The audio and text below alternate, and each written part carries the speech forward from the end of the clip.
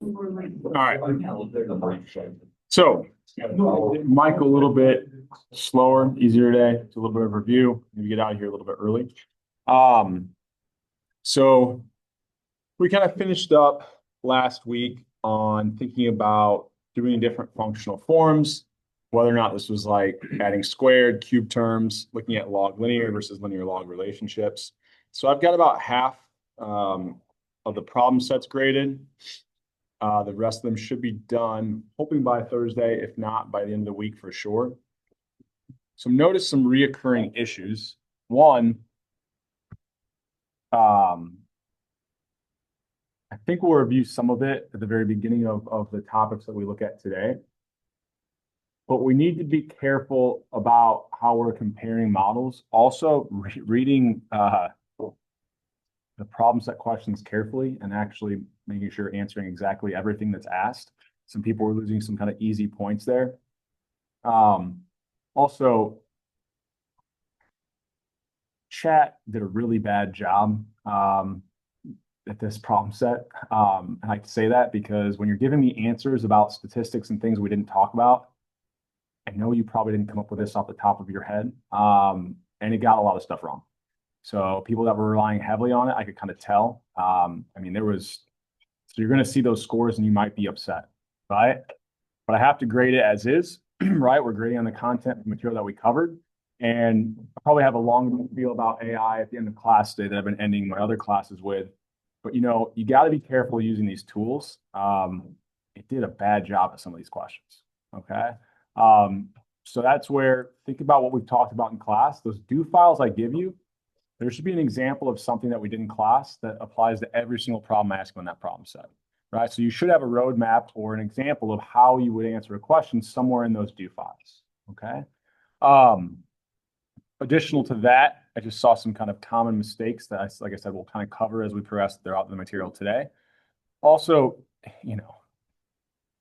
don't take it as a slight to me necessarily, but don't insult my effort and intelligence by thinking I use the exact same problem set. So someone gave me a problem set and it had data sets that I didn't even give you. In fact, it looked a lot like my answer key from the fall semester. Literally uploaded my answer key from the fall semester. How many points do you think you get if you didn't even zero? I mean, so to read the actual assignment, once again, even if you're putting it into chat, like make sure that you're answering all of those questions. Okay. Even if you like feed the Word document into chat, it might miss some questions just by the basic wording and how it's kind of evaluating that document. So that's my little preamble to class today. Let's take a look here. If I can find, there it is. So we'll be talking this week about kind of data issues that can exist. We kind of already hit on a few of them.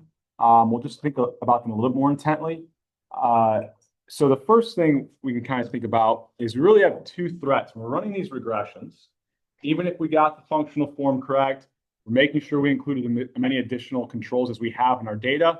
Some things can still go awry. So we've really got two threats when we're identifying this causal relationship between an X and a Y variable to this, what we call validity of our estimates or the validity of our results. So the first one, we've touched on some of these issues. We call it internal validity, right? So even if I'm looking at the right population, I'm looking at a sample that represents that population, it might be that there's some additional factors that we haven't included or that we haven't thought about that could be impacting our estimates, right? So a couple of these that we've already mentioned, I think on another slide, but I mean, omitted variable bias. We just don't have certain variables in our data set, or maybe I'm using the wrong functional form. I'm not correctly estimating this as a log linear or whatever whatever the functional form is supposed to be, I'm using the wrong one. Right? Maybe I need to include higher order terms, square terms, cube terms. All of these are threats to internal validity.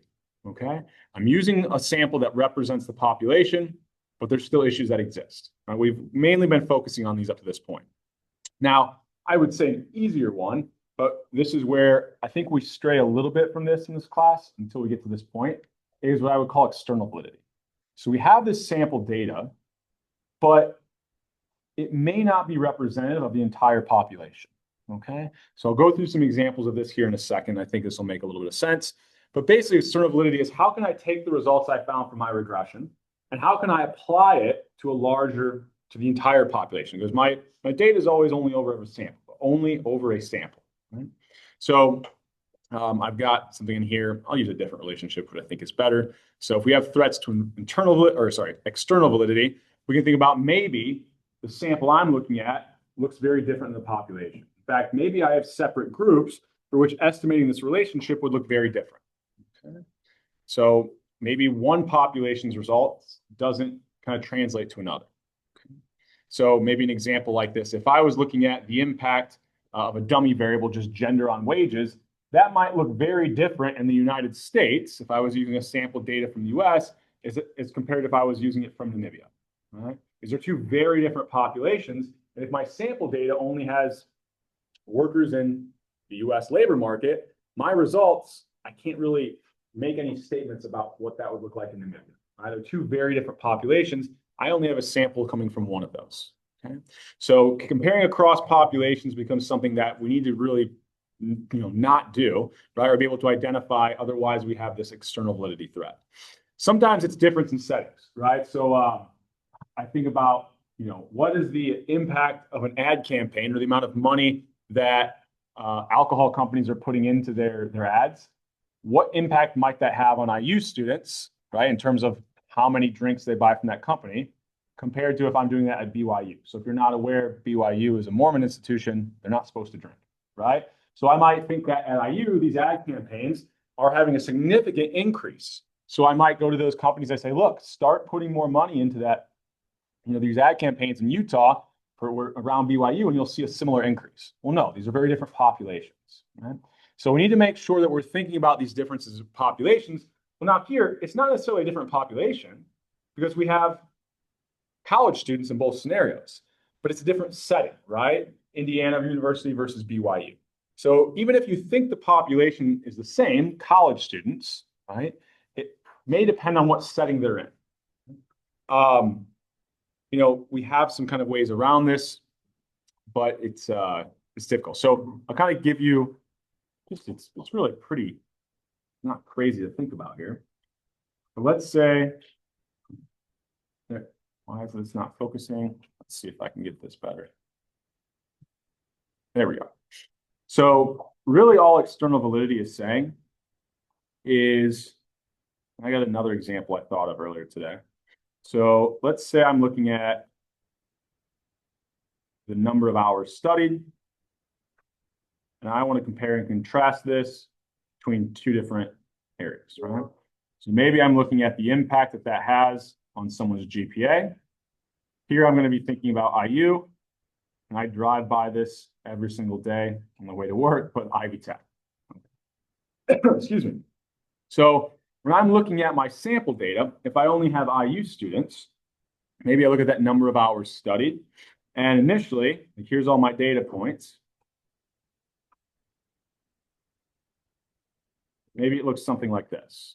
Now, just to kind of review some things we talked about, maybe I could have drawn this a little more extreme. Well, what should I probably be using here? What type of regression? If I try to draw a line that best fits this data, if I were to draw a line right here, kind of trying to best fit all the, well, I'm always going to be making kind of positive errors here. I'm overestimating. And here I'm always going to be underestimating. So this shouldn't be a linear relationship. It's more likely that this is a nonlinear relationship. So I need to either kind of use my log linear models. I need to include a quadratic term, a square term. But maybe regardless, even if this was linear, I can come up with some estimates for what that relationship is. Okay. Now, if I try to take, so even if actually, sorry, this was the one. I'll try to color code this. So even if I had, something like, okay, I've got hours studied. I've also got hours squared. I then try to use those coefficients that I find from my regression results and then try to make predictions for Ivy Tech students. Well, I don't think I'm really saying anything out of line here, but my imagination is Ivy Tech material and courses are quite a bit easier, right? And so if I'm thinking about maybe there, maybe my GPA even, it's easier to get higher scores. And that, yeah, maybe studying more does impact my GPA, but it's less effective, right? Marginally, it has a lower effect. Or if I estimated this, even if it was non-linear, I'm seeing lower values for beta 1 and beta 2. Right? So because I have different, really, it's not populations. I'm still looking at college students, right? I have different settings, in which case my estimates from one setting aren't going to be the same as another. That's as easy as it is when we're talking about external validity. Is I could really put these onto two separate graphs, and if I only have sample data coming from IU students, which is what I primarily have, if I had the number of hours studied, maybe I could use like a proxy for this, like a number of hours spent on Canvas or something like that. Well, if I can come up with some results for IU students, it's likely that's not going to be the same for Ivy Tech students, right? If the material is easier, study more hours, yes, it'll help me do better. You know, even if I put in 1 or 2 hours, still likely to be able to get a higher GPA Ivy Tech compared to like IU. So my predictions from one population or one setting aren't really generalizable to these other populations or settings. So this is where there's no like hard, fast way in the data without actually having data on the two groups to know whether or not we can use our results and make statements about these other settings and populations. That's going to be something where it's great to have these skills, right? Technical skills that we're learning in this class. It's also great to rely on chat to kind of maybe come up with these results, but it may not be, I don't think it's quite to this point. It's probably getting closer, and who knows where we'll be in a couple of years. But it probably doesn't like pick up on the differences that you might know just from being an actual human, right? That these college courses at Ivy Tech are going to be much different than these college courses at GPA, and what that's probably going to suggest about your estimates in both those settings. Okay, so this is where you, as the researcher, we're kind of thinking about really the goal of this class is call you research. You don't have to be doing actual research. It's whatever position you end up with in a job. How do I take the results from the data I have? And maybe I need to think a little more carefully about what I'm applying it to. Okay. You know, even if you think about the differences in markets, if I was looking at, I don't know, what jobs could you know, maybe you end up working for a large bank or financial firm, right? And you're looking at kind of the impact of, oh, I don't know. You could look at the impact of ads on how many people are buying your financial services. Maybe that looks very different in IU because you have people that have higher levels of income, right? You've got a lot of more well-versed individuals in terms of what those financial products, whether or not they're a good or a bad investment, as if I went to rural West Virginia, right? So I've got very different kind of populations and settings, okay? Does this make sense? Any questions on this idea? Like I said, this status to external validity, I think, is a little bit easier to think about. Okay. Well, we'll stay here because I think we can also think about maybe the threats that would exist. Where am I at? There we go. To like internal validity. So it's kind of a similar idea. Let's say I have so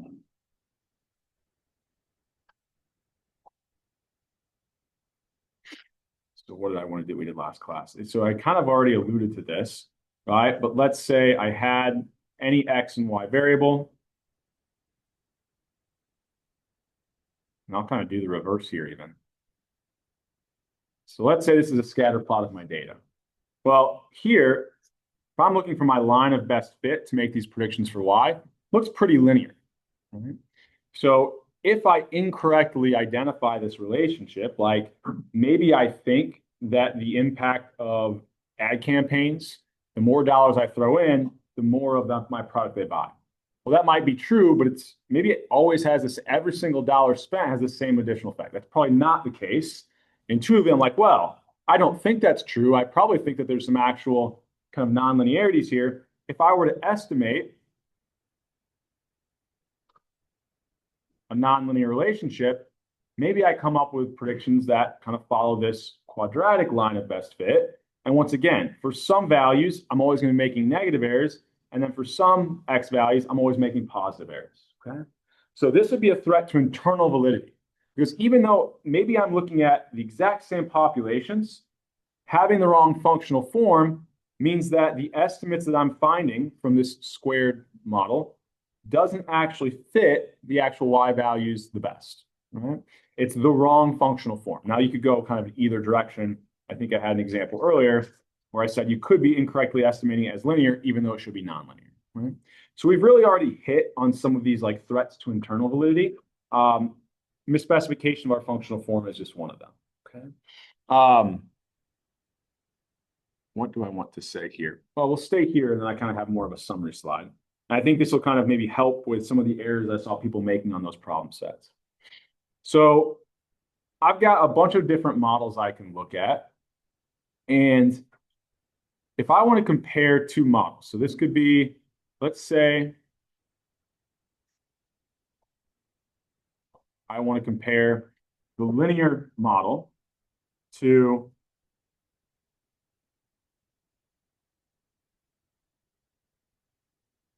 a log linear model.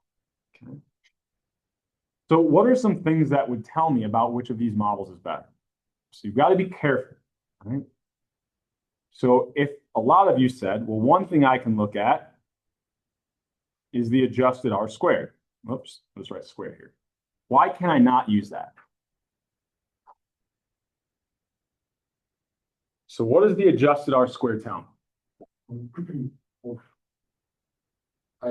Okay, the adjusted R squared is like it'd be the same for both. It's the same number of variables and explaining like the adjusted R squared penalization would have the exact same scale value. That's true, right? So it might not be because I don't have any additional controls here. And you might think, well, initially, yeah, the adjusted R squared will have to be the same. But remember, it's the percent of Y that's explained, or the percent of variation in Y explained by the variation in X.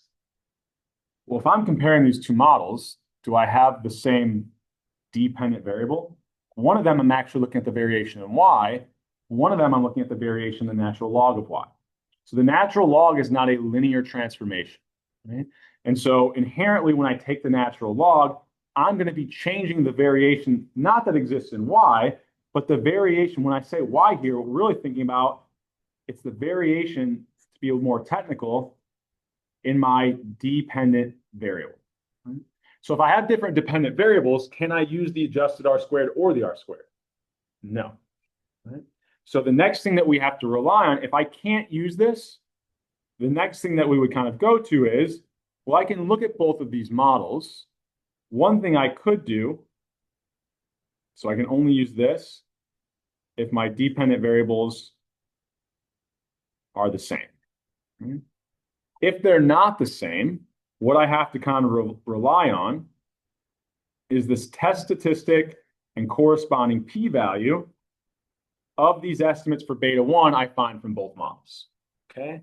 And what I would say is whichever one is more statistically significant, it would be likely that model is preferred. Now, there's things outside the scope of this class that are better ways to kind of capture that. But for the sake of what we're doing, keeping it kind of at an introductory level, all you would be doing is say comparing that p-value or test statistic on the coefficient from the linear model compared to that coefficient coming from the log linear model. Okay, so if we can't use the adjusted R squared or the R squared because we have different dependent variables, we're now going to have to rely on comparing that test statistic or the p-value. Now, what's a third way we could do this? Well, in this scenario, there's actually not a third way, right? So really, this one doesn't apply here. The only thing we can do is compare the test statistic and the p-value of those models. Okay. Now, if we did have the same dependent variable, so let's say now I want to look at the natural log of Y, and I want to compare this model. So I've got what type of model here? Log linear, kind of say it in the same way in which it's written. And let's say I want to compare that to my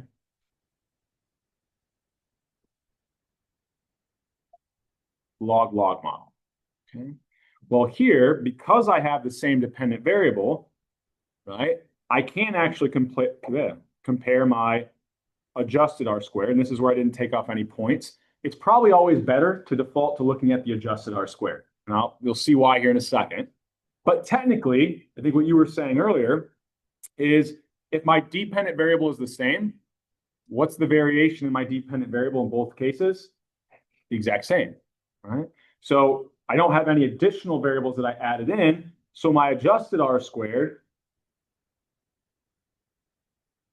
excuse me, and the just unadjusted R squared should tell me the same thing, right? And whichever model, right, has a higher adjusted R squared, that would be the one that is kind of preferred. Now, second, this is where it's consistent whether or not I have the same or different dependent variables. So in both cases, what could I also now do?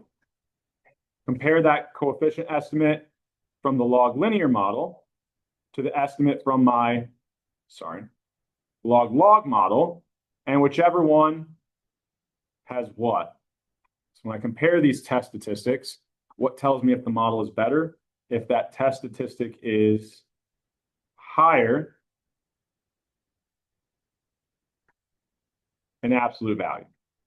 If it's higher in absolute value, that would also imply that that p-value is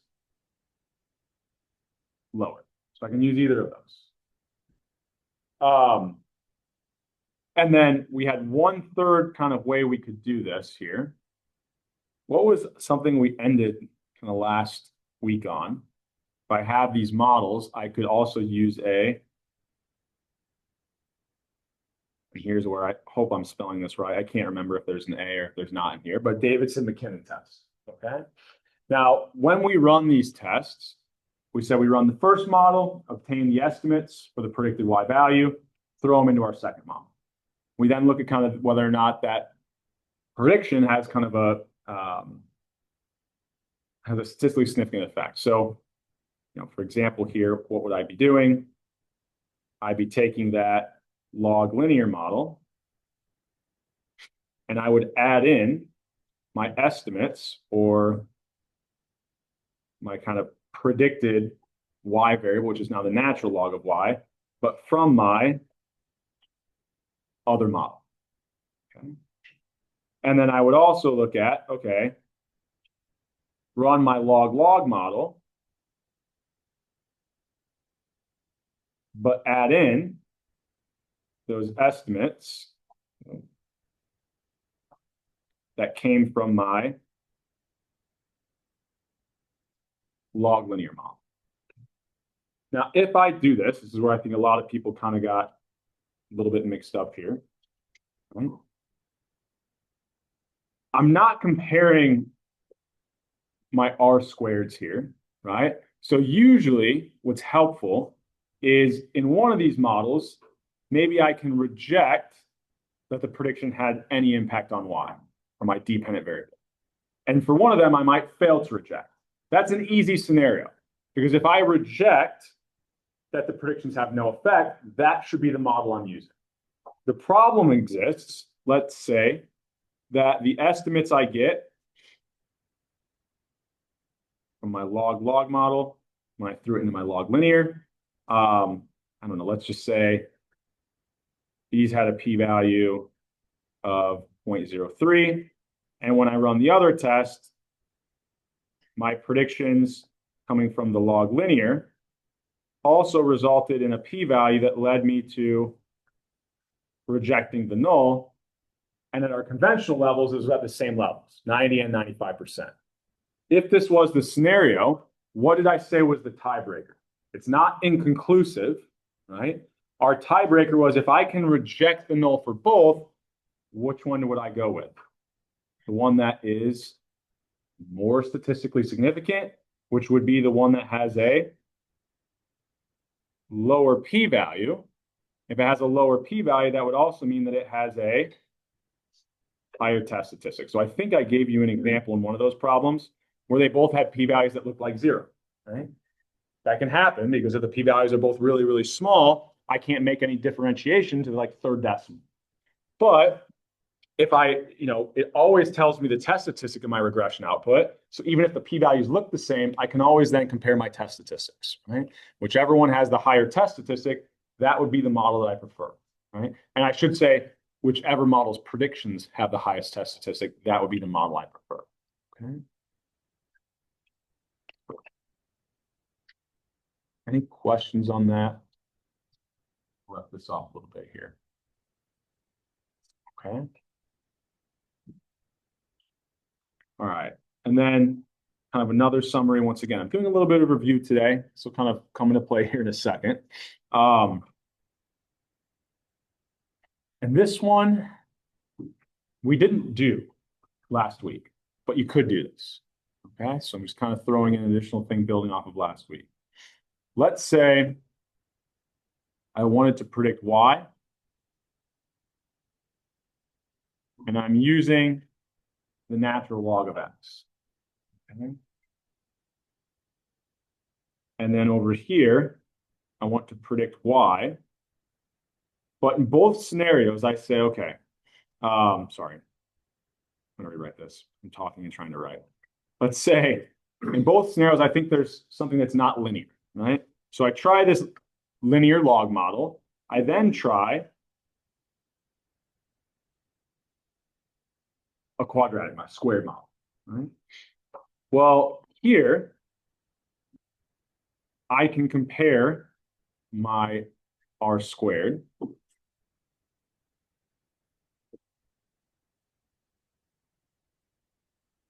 whichever one is higher, that's the preferred model. Why is that wrong?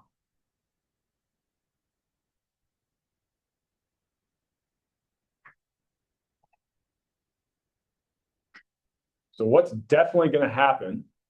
Sorry, not definitely going to happen, but what is one impact on R squared that's going to exist in this model that doesn't exist here? You mentioned it earlier. I add an additional variable. So that will kind of decrease my adjusted R squared, or sorry, before I account for it, it's going to increase my just unadjusted R squared.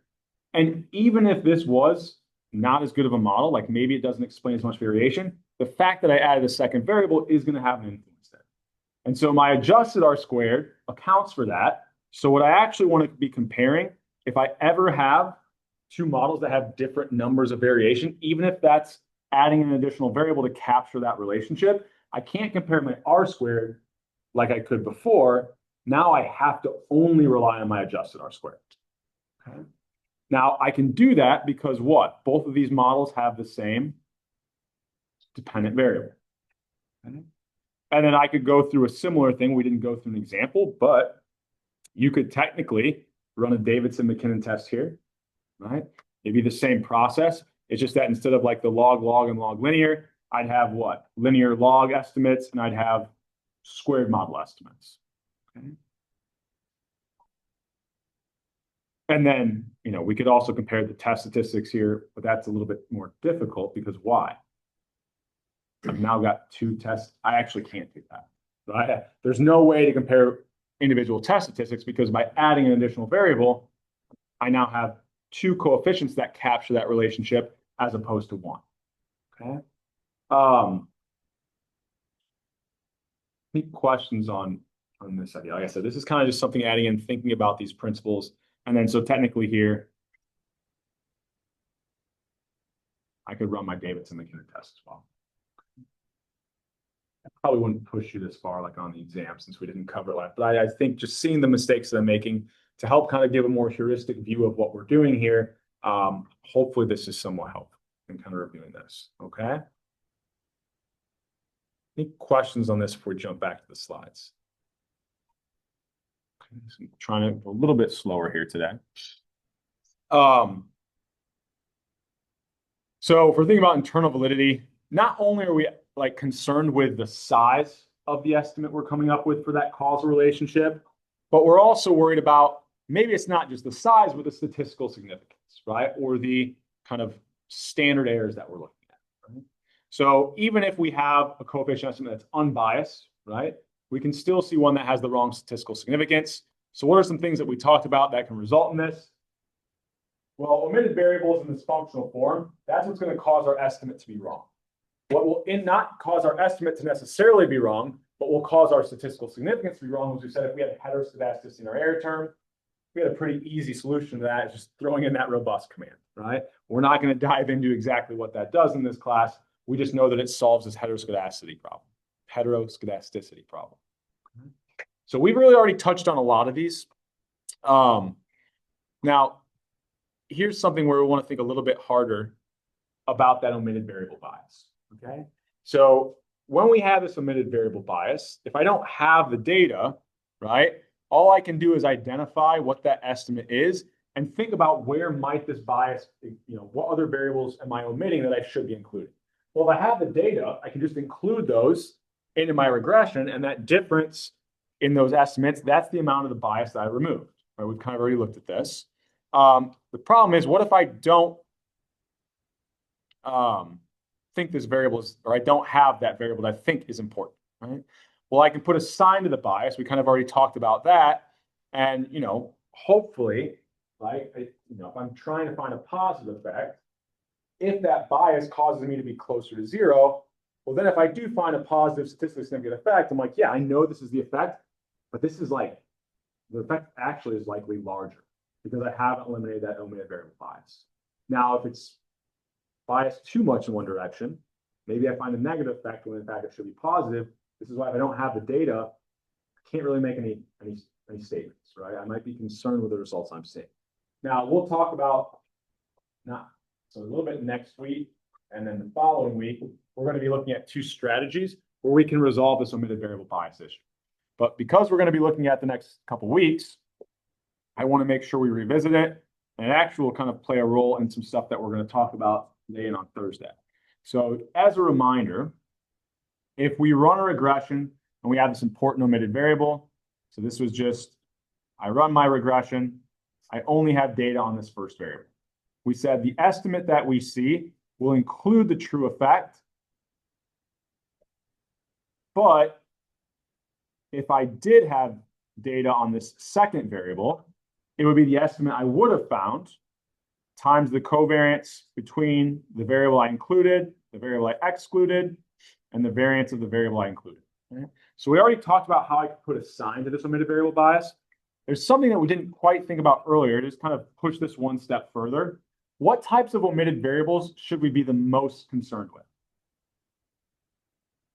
Well, if I'm trying to estimate this coefficient beta 1, what's going to cause my bias?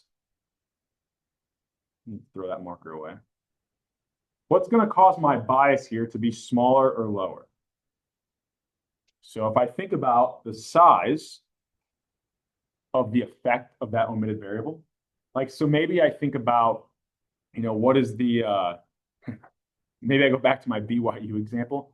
What if I think that, these students are out of their house now, and they're only kind of following the rules because they were, in their parents' house. Maybe the effect of the ad campaign, maybe it's somewhat impacted, right, by the fact that some of these students will still uphold their Mormon principles, but many of them won't. So maybe kind of that estimate, that omitted variable I had of what university or what their kind of religion was, maybe this is relatively small.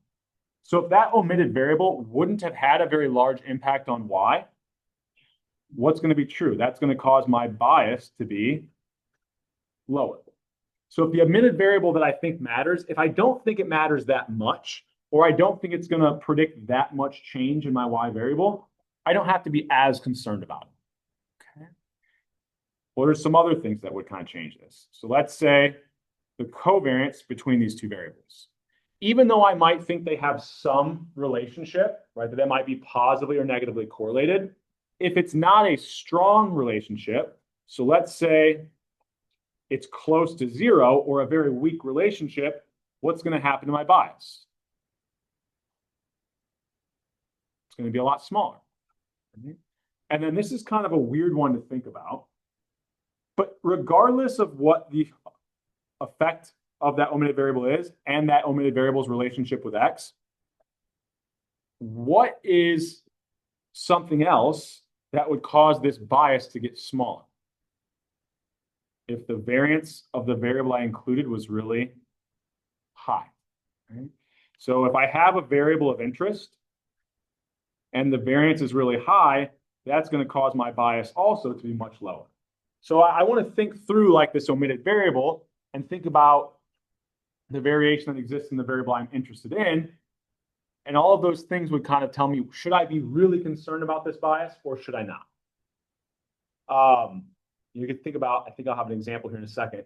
If you're estimating something where you're predicting or your independent variable is like GDP, there's a whole bunch of variation in that variable, like very large variation. So maybe there, if I omit something, even if it has a relatively large covariance, that variance is going to be so large on GDP, my bias might not matter as much. Now, it's still there. We don't want to ignore it, but I can kind of think about if I, as I'm a researcher, I'm trying to evaluate the results I have, and I know I have an important omitted variable, I can kind of make statements about should I be worried about this omitted variable a lot, right? Based off kind of these three factors, okay? So this is where in kind of the latter part of this class, we start to kind of deviate a little bit from just thinking about what is the specific bias and what does the value tell us to like, how do we use our knowledge about these variables, like kind of our human, like just living knowledge about whether or not we should be overly concerned or not overly concerned about it. Okay. Is this, everyone understand what I'm saying with, or what I'm saying with, okay with this? Okay. So where are we at on time? All right, perfect. And then we kind of already, I jumped the gun a little bit. We talked through this kind of functional form. I don't think we're going to get, I know we're not going to get there. But if you were to take another econometrics course, when we were kind of looking at those log linear log models, taking the natural log, there's actually more appropriate ways to do that. I think I even saw someone mention it once again in chat, outreach the level of this course. But we have a way to deal with kind of our, so one thing that we said was an issue was what models can I not use if I have a binary or a dummy variable as my dependent variable or my y variable? So for the dummy variable, can I take the natural log of 0? No. So we couldn't use those log linear or log models. We can actually transform a dummy variable if we instead use what we call these probit or logit regressions. They allow us to basically not estimate a true log linear or log model, but allow for there to be some variation in the effect that's coming from our x variable and our y that's not just linear, right? So we won't dive into those models in this class, but right, there are solutions to this. So I think I've got, just so we get a little bit of working data here today, the do file for this week. And this is going to be wrong. So I'm gonna update my file. Well, actually, we'll see. This might pull from a folder I want it to. This just is the old data set. Now it doesn't like that. I think my eye. So we're gonna go here, and I'm looking at this life expectancy data. And then I have two regressions, right? So I had this idea, and I think I used this data set in a different kind of way on the last problem set, but I've got BMI and GDP measures. So I had this other variable that kind of identified whether or not the economy was identified as developed or developing. So if I only had sample data from developed countries, so this would be like the US, most European countries, if my GDP goes up, my people have more dollars to spend on food, maybe that impact on their BMI, right? It's likely positively correlated, but what's the actual estimate? Right? So I have a log model here. And anytime we run these regressions, I don't think we've really done this a lot yet, but you can include on the end an if statement, right? So if you're only interested in the relationship between an X and a Y variable for a specific group. So maybe here I know, or I think that I know, that this relationship between GDP and BMI might look very different in developed versus developing countries. I can actually essentially take my data, pull it out into two samples, and estimate the effect differently for those two groups. Now, what's another way I could do that? If this was a dummy variable, I could actually just interact that with GDP, right? And then that would allow for the marginal effect to kind of be different. But this is kind of a thought experiment. If I only had data on the developed countries and I didn't have any data on the developing or vice versa, right? And what we can see here is if I run this regression from the sample that only comes from developed and then run the same regression but from a sample that only had developing countries, what I might see is not only, so first of all, for the developed countries, that effective GDP on BMI is actually negative. Right? So this might be the idea that wealthier countries, right, or as the country grows and such, maybe people are more concerned about their health. They've got plenty to eat. They want to make sure they don't eat too much, right? And so here I find this kind of negative effect, and it's statistically significant.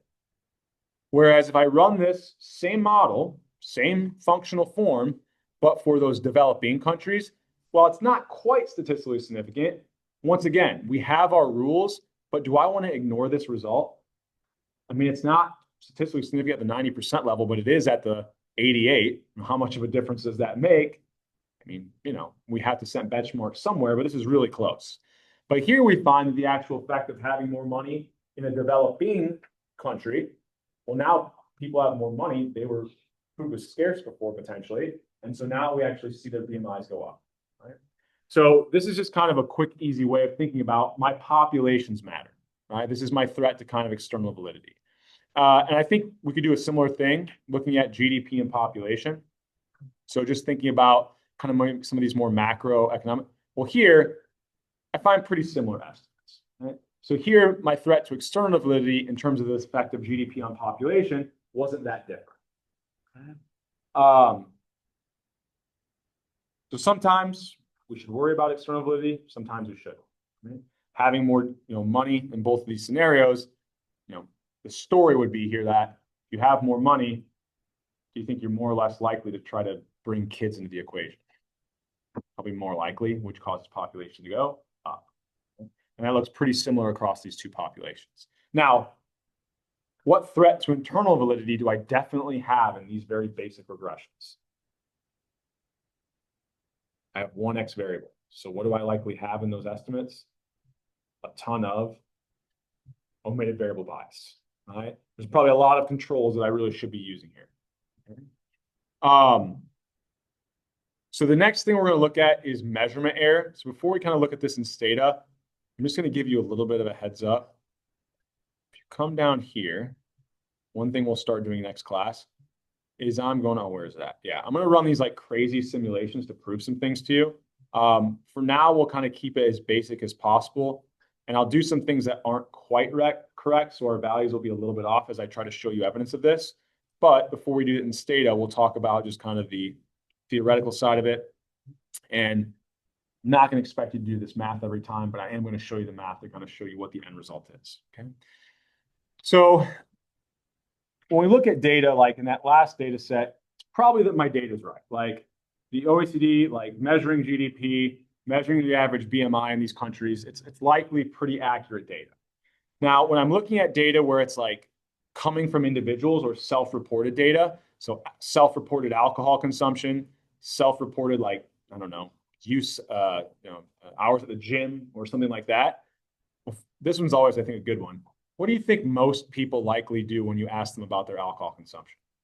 They give you a value that is too low, right? Maybe if I'm asking college students, and they're from fraternity, maybe they tell me it's higher than what it is, right? But there's likely misreporting in that data. So the actual data I have incorporates what we're going to call measurement error. It's not the actual X value, right? I didn't sit down and record this person's behaviors for the entire year. I'm asking them what they were. So you can kind of think about it as the variable I see isn't the actual value of X, it's X plus whatever they were lying to me, right? Or plus this additional measurement error. So we'll kind of write the actual value the person tells me as X tilde. We know it's not right? We know that they might be over or under exaggerating. I always think about this, like anytime you're filling something out, like how many hours a week did you study? I wasn't keeping track of it on a ledger. I'm going to give you my best guess, but I'm going to be a little bit off, right? And if most people tend to just like round up, right, or kind of maybe overreport, there I'm going to have some measurement error that exists in that variable. So my measurement error will be the difference between the reported X value and the actual X value. So here we're thinking about measurement error that exists in our independent variable, okay? Now, if I were to rewrite out my regression equation, I can actually, so I could kind of pull this out. I'm just rearranging like if I had X and I had the measurement error. So I'll show you maybe why this is the case. Probably should have this in the slides, but if you're interested in why that's the case and don't just want to believe me. So like if I had the actual X values, another way I could rewrite this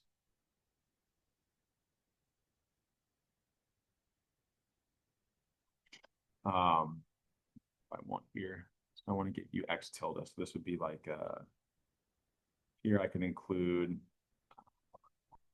the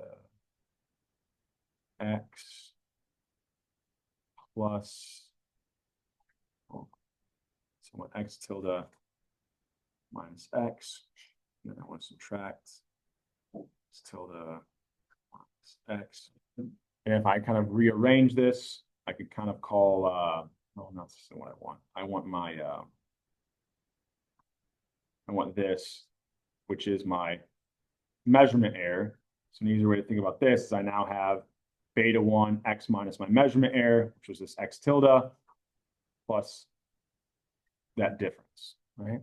So all I'm doing is like rearranging this equation. I'm adding and subtracting the same thing, which then I can kind of rewrite this like this, which is a little bit easier for us to then think about, okay, if I have this measurement error that exists, right? I run this regression. I don't actually have the collection of data on what that measurement error is. So if I don't have that measurement error, what essentially am I running? A regression that has omitted variables bias. Right? So I can start to think about, I don't have the actual measurement error values. It's like encompassed into my data, okay?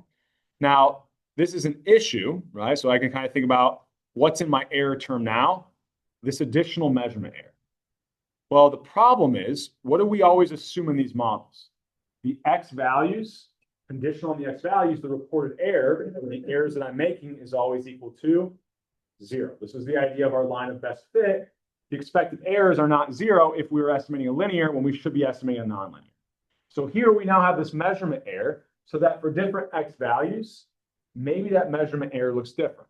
So this is my kind of example. Maybe if I'm thinking about self-reported income, right? Maybe people with lower levels of income have a more, they're really keeping track of their bank account. They might have a much more accurate current idea of what their income is.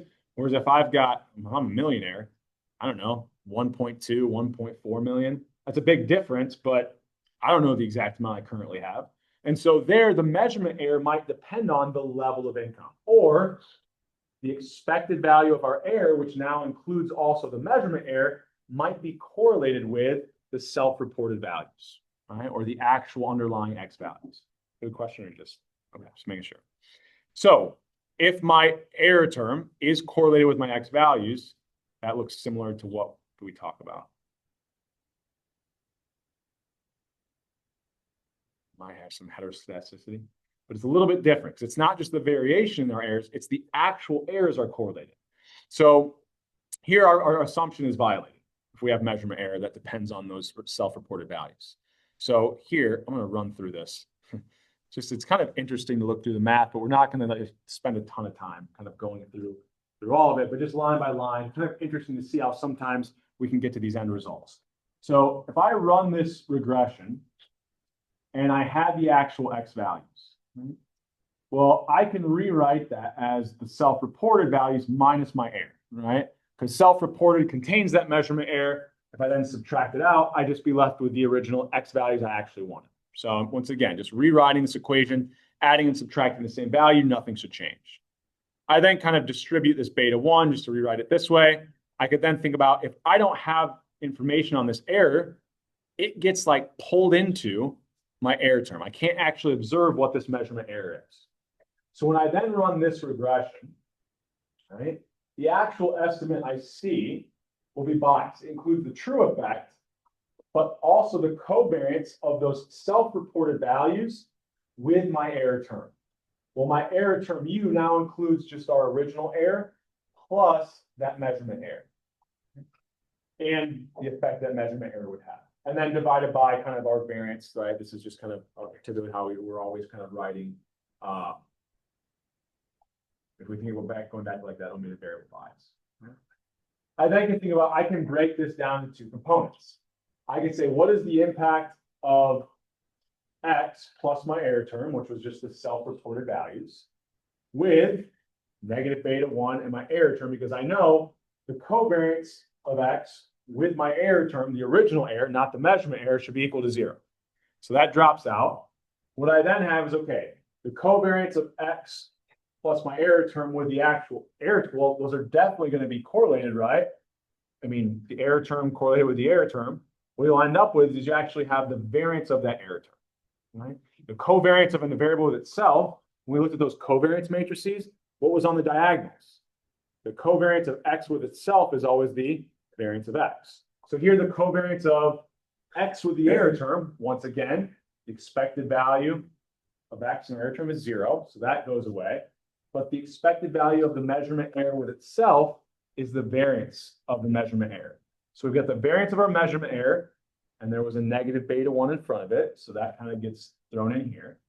And then divided by, if you take the measurement error, take the variance of the self-reported value, that's the variance of the original X value, if we could observe it, with that measurement error.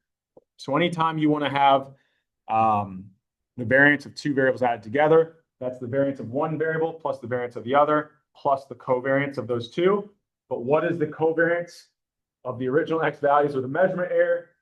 Should be equal to 0. So that would drop out. So we can go through this and once again, I'm not going to expect you to kind of go through this line by line, but this is basically the support as to if we have measurement error and we estimate it with the X values, with the self-reported values that include that measurement error, this is the actual estimate we're going to see for beta 1, which includes the true effect minus some additional amount. Right? So it's kind of like a fancy omitted variable bias. We have omitted the measurement error. It's going to cause a bias in our estimate. Now we could rewrite this, and this is usually a much more simple form for us to identify what that measurement error is. So the variance on the kind of underlying X values that we can't observe, divided by the variance of those X values plus the variance of the measurement error, and then multiplied by whatever effect this X variable was having on Y. So this is a more simple version of what that estimate is actually going to be equal to, which notice, the estimate that we see is going to be the true effect of X, but it's going to get scaled by this factor. Okay? So we'll kind of think about what this is going to do for us. So let's say, so I come up with this estimate when I was using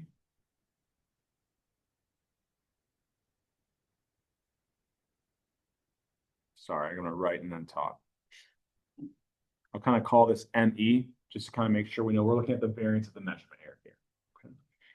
So if I use this self-reported data that contain the measurement error, this is the estimate I'll see. It's the true effect times this fraction. So what's going to cause, let's think through, let's do a thought experiment.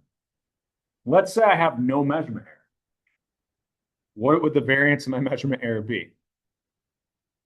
So if I have no measurement error, well, the measurement error would be 0. So the variance would also be equal to 0, in which case, what is my fraction equal to? 1. I see the correct estimate. Now, as my variance on that measurement error increases, well, first of all, can I ever see a negative variance? No, the lowest the variance can ever be 0. So as I see more variation in that measurement error, so if people are kind of self-reporting this data to me, and I see some people, okay, I couldn't quite remember how many, drinks of alcohol I had in the past week. Maybe I'm off by 1 or 2. But then some people are like, I only had 1 or 2 drinks, but I don't want to look like a square. I had 20 drinks last week, right? Or something along those lines. Well, if I have much more variation in that measurement error, what's going to happen to this fraction? If my denominator is larger, this fraction is going to go down, in which case the estimate I see is going to be much lower. Now, it'll still be the correct sign, right? because beta 1 doesn't change, but it's going to get closer to 0. What we call this is it's an attenuation bias, right? The higher the variance in that measurement error, the closer my estimate is going to get to 0. So kind of similar to our omitted variable bias, if we could put a sign to it, sometimes we said, we know the estimate we have is too low, right, or closer to 0. In this case, the higher the variation of that measurement error, the closer it gets to 0, okay? But we'll always have the correct sign, just not the correct size if we have measurement. Another thought experiment here. What if I have measurement error? So I said in this case, if I don't have measurement error, I know the variance is 0. What's another scenario is I could actually see the measurement error. I could have some measurement error. But what happens if everybody self-reports incorrectly in the same exact way? So if everybody self-reports incorrectly, right? So maybe I ask you, before an exam, what score do you think you're going to get on the exam? If everybody overpredicts their score by 10 points, what would the variation in my measurement error be? Well, if you all tell me the same 10-point increase, everybody's measurement error is 10. What's the variance of my measurement error? 0, right? If everyone gives me the same reported value, not the actual measurement error is 0, right? So the variance in my self-reported variable would be increased by 100, but the actual variance in the measurement error is 0, in which case, if everybody incorrectly reports the same way, this goes to 0, I don't have to worry about this, right? Now, is that ever going to be exactly the case? I mean, even if we're close, there's going to be some amount of variance there in the measurement error. So this is just it's kind of similar to our omitted variable bias, but it works a little bit differently, okay? Any questions on this idea? Are we out of time? Okay. All right, so, I already mentioned this, as the variance goes up, we get closer to 0. If we have no variation in that measurement error, we don't have to worry. And then we have some more advanced techniques, but the one we will talk about, the very last new material we'll go through this semester, so it's a couple weeks off still, is instrumental variables. We actually have a way to solve this, but for now, we just want to know that it exists, okay? Now I'll talk through this, I think, next class. We'll kind of dive into this just based off where we're at in time. I'll then kind of show you some examples in Stata. I think we'll get through everything this week, because some of this stuff we'll go through it pretty quickly. So we'll spend a lot more time in Stata on Thursday's class. Excuse me. Is there anything else I want to do here before we end? So we kind of already went through this. We went through this.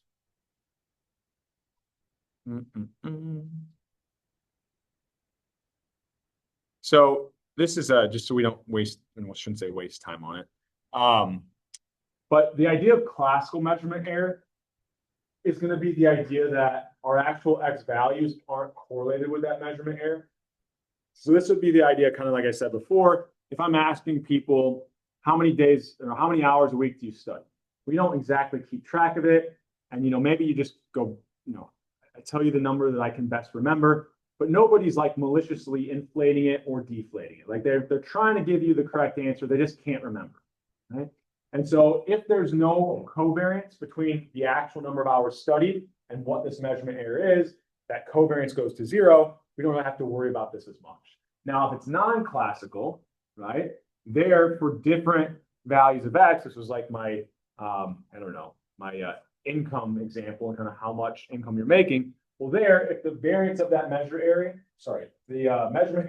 has a covariance with the actual underlying X value that is something other than 0, we would kind of call that non-classical. So one really good example of this that they've done like tons of studies on is when you ask people to self-report their intelligence.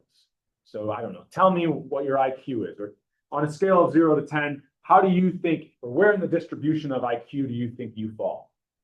Intelligent individuals, people who actually then score high on these IQ tests, they tend to always underestimate what their actual IQ is, right? So individuals of higher intelligence, they know what they don't know. So you in this class might be like, I don't understand any of this, right? Well, you only feel that way because you understand how much more there likely is to know. You can't know what you don't know, right? If you ask someone, what's your level of understanding of statistics? And you ask, I don't know, someone who hasn't been to college, right? They're, either pretty, coming with disadvantaged background. They might not even know what they don't know. So I'm about the average. I know the average amount of statistics. I understand, numbers pretty well. Well, they're overinflating what they think their intelligence is, right? And that's because they just don't know what they don't know. So the actual intelligence of an individual can lead to people on the high end of the distribution actually underreport their intelligence, and people on the low end of the intelligence distribution actually overreport it. So we would call that non-classical measurement error. The measurement error I'm seeing in the data actually depends on the underlying values of that X variable. Okay? So we'll kind of look at this in Stata next class. We'll then also kind of start to think about, well, what if I have measurement error in my independent variable? And that'll look a little bit different as well. Okay? So we'll end there because I don't think we're going to have enough time to really dive into these. Oops. Oh, here, I want to go back here. Dive into these issues in Stata for a long time today. I don't want to leave the discussion kind of open. So we will pick up on measurement error on Thursday. So one thing I do want to end class with, kind of give you, well, first of all, maybe a hint since you're here today. I might cut this out of the video. Might expect there to be an in-class quiz on Thursday, all right? Kind of related to this idea of measurement error, but also might just pull you. Maybe we'll do some self-reported data. I might just ask you to kind of give me what you want to see reviewed a little bit more. So we really only have after this week, two main topics of discussion, which is panel data and instrumental variables. So we technically have more than 2 weeks left. And so I want to start to think about along the way, sprinkling in some review. So I might start in these in-class quizzes asking you about what topics you have had the most difficulty with or want to see reviewed the most. And obviously, like I even mentioned today, some of those solutions that we have, the topics we're covering this week, will be in subsequent weeks. And so I can kind of create some overlap between review and kind of new material, right? But I would also say one thing with my first mention in class about the use of AI. I think I've went on a spiel before here about, I know you're going to use it, right? So I've been trying to think very intently about how I incorporate AI into my classes. Haven't done it this semester, which is why I'm currently taking courses to better understand what's going on in the back end of AI. Also some pedagogical courses about how to think about using AI in the classroom. So I think a lot of professors, they want to police it. I don't know, in any other classes, are there rules about, if you get caught using it, you get a 0 or you're going to be down. Yeah, a lot of professors, I think about, how do I police AI? I don't want to view it that way. It'd be like if I said, when the computer came out, well, I want to make sure you don't use a computer. Am I helping you guys out by telling you to do that? No, right? So if I'm like, oh, spell check is the devil, right? You're never going to learn how to spell. Well, no, spell check can help you identify the mistakes you're making, right? AI can do the same thing. However, I think a lot of you, at least looking at the problem sets, and just a lot of people in general, miss a final step of using AI. So I think that initially, you want to think through the problem. And even if you have the answer, you're like, this isn't, I got the answer wrong. I'm going to have AI tell me what the correct answer is. Right? That's helpful in allowing you to learn, but you first had to take a first stab at it. If you just ask AI to come up with the correct answer, did you learn anything? No, right? You might have learned how to use enter things into it, but you haven't actually evaluated the question or kind of the concept you actually asked it. So I would say there's 2 things that kind of help you in using AI to be better learners. And this is going to help you not in this class, but every class. First, try to think through it on your own. Try to come up with a solution on your own. If you're spending a lot of time, you're getting stuck, use AI to help you. Right? Now, whatever answer AI shoots out at you, don't take it as gospel. It may be wrong. So what they call this in the tech world is AI has these hallucinations. That's the word they use for it. It basically is pulling from things online that sometimes are incorrect, it's incorrectly perceiving your prompt, and it's giving you an answer that's not right.